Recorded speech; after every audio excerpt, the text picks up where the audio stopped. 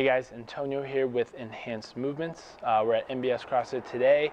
I want to show you guys an exercise that's really good for low back pain patients that are starting to get into sports that require more of a rotational torque or moment put upon the body. For instance, like golf and or tennis, there's this kind of rotation or twist movement that needs to happen.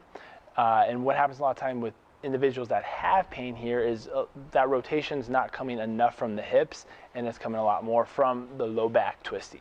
Puts a lot of torque, can cause pain and dysfunction or injury down the road. So we want to practice rotating about the hip. Okay, so this is the Woodpecker from foundation training with rotation. So the Woodpecker, I'm going to show staggered stance first from the side. It's a staggered stance lunge position where I'm up high, majority of the weight's on the front foot, and I'm on the toes of the back foot. So this allows me, when I hinge, to really get a lot out of this posterior and kind of posterior lateral chain.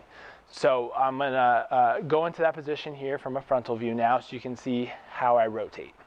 So if I'm in this Woodpecker staggered position, notice it's not an inline, right? It's staggered a little bit here to the side also.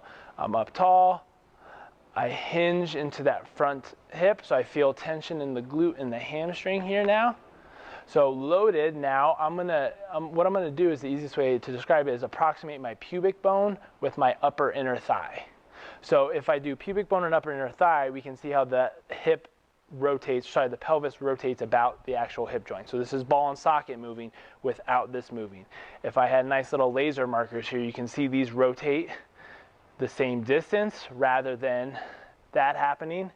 Now belly button's here, sternum's over here. So that's too much torque through the spine or the torso. So that moment arm, we want again to come from the ball and socket. You'll feel an increased stretch and almost load in that hip as you do that because it's eccentrically loading.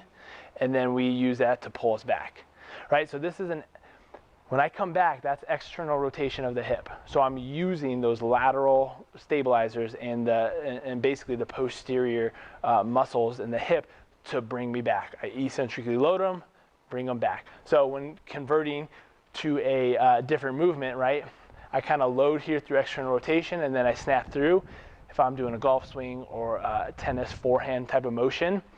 So we can also train that the same way, right? If I want to increase that, I kind of pull in here and try to keep this again all together because that's where the power comes from.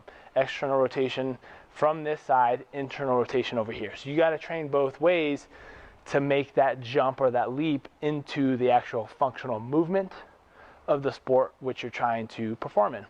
So give that a try. It's best to start off super slow so you really can feel the movements and what's going on and really develop the control that's needed in the hips to make them stronger and to reduce low back pain.